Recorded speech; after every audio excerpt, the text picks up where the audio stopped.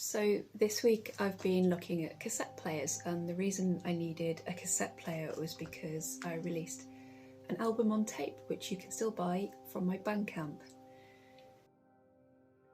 So I got this tape made and I needed to play it just to check that the mastering was okay before I sent out copies to people who purchased it. And it turned out that the only tape player that we had in the house, which belongs to my husband, was broken. So I thought that'd be a really good opportunity to have a look at what's inside and talk about that, how the mechanism and how it works and how to fix it and what we can do to make music with it.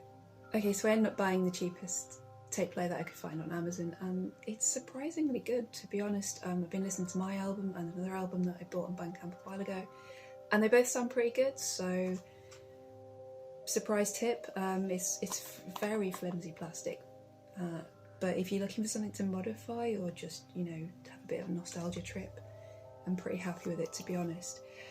Anyway, this is the Panasonic RQ-E25V that belonged to my husband, and on initial inspection, when he first got it out for me, it wasn't playing at all, and the battery compartment, the spring contacts were sort of green and corroded. He cleaned them up, and the observation that we make then is when you hit the play button you could hear the mechanism turning, but the tape wasn't playing. So to me that suggests mechanically and electrically it's probably fine, but the belt might be stretched or broken. I took it apart, which wasn't super easy. I had to unsolder some pins on the board in order to get it apart, and lo and behold, the belt wasn't really attached anymore. It's very stretched. But I'll explain what this is supposed to do and what the mechanism does. We can have a bit of a look in more detail.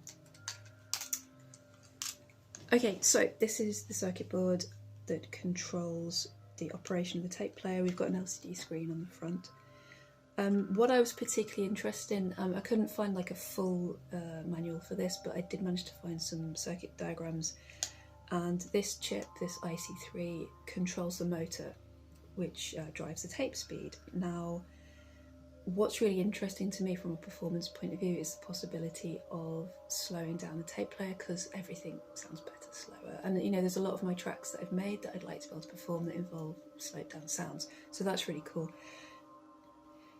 So off pin 10 of this chip, there's a variable resistor, and this is acting as a voltage divider. And I think what this is doing is it acts as small calibration for the speed of the motor. So if you put a tape in this which has a known frequency recorded on it, and then you listen to the frequency that the tape player plays, if the tape's running too quickly, that frequency will be too high, and if it's running too slowly, that frequency will be too low. And then you can turn this variable resistor one way or the other to change the voltage that's going to this chip, and that will change the speed of the motor.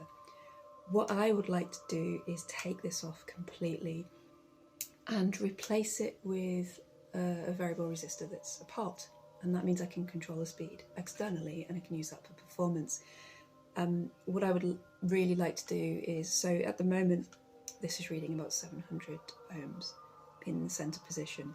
What I'd like to do is put a 700 ohm resistor onto pin 10, so that the fastest the tape will play should be normal speed, and then from there I can increase the resistance to slow the tape down. I will try and share that with you. I can't do that until the belt is replaced, because annoyingly, in order to test the motor I need to resolder the pins that I had to take off to get into the mechanism, and I don't really want to do that until the belt's replaced, because then I'll have to take them off again in order to get to the belt. It's a bit of a weird design. Okay, so that's the most important part of the circuit board for me, is that chip that controls the speed. But let's have a look inside. Because this is, it plays the radio as well as tapes, we have a receiver for the radio and a bunch of coils, inductors, things that are to do with filtering of radio frequency, a selection of radio frequency signals. And to me, the really interesting part is the mechanical part.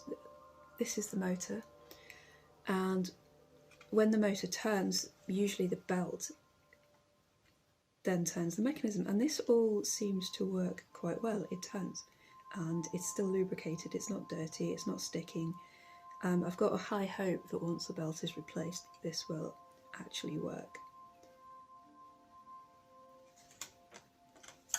If we look on the other side, if we look at the actual mechanism, when you press play, this mechanism actually lifts up to contact the tape. And inside we have the playhead, and what happens is as the tape moves over the playhead, the tape contains a representation of your sound, your music, encoded in a magnetic field. The playhead will decode that magnetic field and put it back out as a voltage so that you can listen to the music on the tape. And the way that the tape is moved is when this mechanism rises, this little pinch roller, this rubber roller here, it comes up and touches the tape, and then it's just friction that's pulling the tape out and driving it around. So that was just a quick look inside because I thought it was kind of interesting while it's in parts, and once I replace the belt, I have a look into adding speed control so that I can use that with performance pieces. I will report back and share it with you.